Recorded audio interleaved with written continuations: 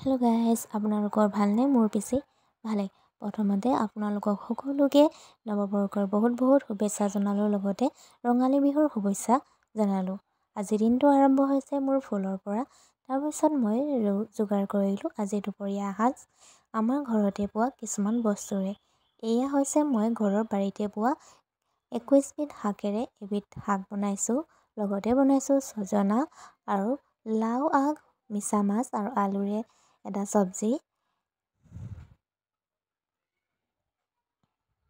আৰু বনাইছোঁ তিতা ফেকুৰ আৰু আলুৰ ভজা।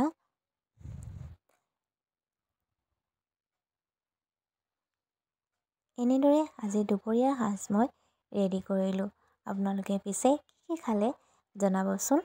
ভিডিঅ'টো চাই ভাল পালে যদি লাইক, শ্বেয়াৰ, ছাবস্ক্ৰাইব কৰিব নাপাহৰিব। ধন্যবাদ।